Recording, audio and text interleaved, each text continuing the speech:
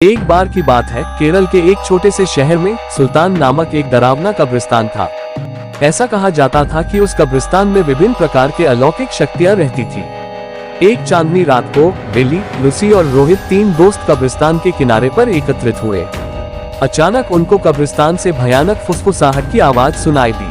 आवाज कहां से आ रही है ये देखने के लिए वे हाथ में टॉर्च लेकर सावधानी से कब्रिस्तान के गेट से अंदर घुसे। जैसे ही वे कब्रिस्तान में दाखिल हुए, हवा तेज चलने लगी। अचानक उन्होंने एक इंसान को एक मकबरे के पास टहलते हुए देखा।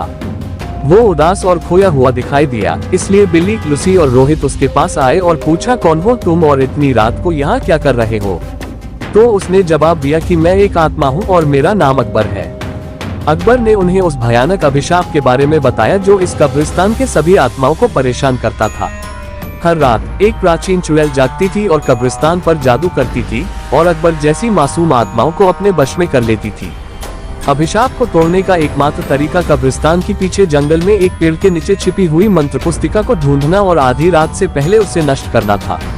जादुई पुस्तक ढूंढने की दृढ़ संकल्प लेकर बहादुर तिकड़ी अपने मिशन पर निकल पड़ी। उन्होंने अंधेरे में मकबरों के बीच रास्ता खोजा जंगल में जाने के लिए, और इस बात का ध्यान रखा कि आराम करने वाली आत्माओं को परेशान न किया जाए। रास्ते में उन्हें बोन्स नामक एक शरारती छोटे कंकाल का सामना करना पड़ा, जो उन्हें जादू की किताब खोजने में मदद करने के लिए तैयार हो गया। वह कंकाल उन्हें एक पुराने आम के पेड़ के पास ले गयी और कहा, इस पेड़ के पत्ते सब अपने पास रख लो। अगर ये पत्ता तुम्हारे पास रहेगा तो वह चुड़ैल तुम्हारा कुछ नहीं बिगाड़ सकती, और ये पत्ता तुम्हें जादुई किताब हासिल करने में मदद करेगा। ये कहकर वह कंकाल वापस कब्रिस्तान की तरफ चला गया।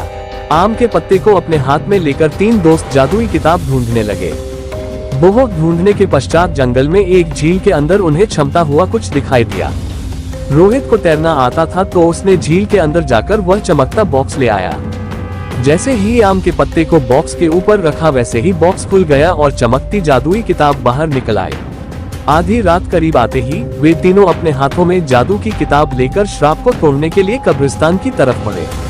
कब्रिस्तान में आकर वे किताब को खोले और एक प्राचीन मंत्र का पाठ किया। मंत्र पाठ करते ही जमीन कांपने लगी और कब्रिस्तान में एक तेज रोशनी छा गई। वह चुड़ैल जाग गई और गुस्से में दिखाई दी, लेकिन उसकी शक्ति धीरे धीरे कमजोर हो रही थी। उसने बिली, लूसी और रोहित को जादुई किताब पढ़ने से रोकने के लिए अपनी जादुई शक्ति का प्रयोग किया, लेकिन उन तीनों पर कोई असर नहीं हुआ, क्योंकि तीनों के पास आम के पत्ते थे जो उनकी रक्षा कर रहे थे। धीरे धीरे चुड़ैल की सारी शक्ति खत्म हो गई और चुड़ैल भस्म हो गई। इस तरह बिली, लूसी और रोहित ने कब्रिस्तान में फंसी हुई आत्माओं को मुक्त किया और कब्रिस्तान में फिर से शांति छा गई। तो आज के लिए बस इतना ही, मिलते हैं अगली वीडियो में।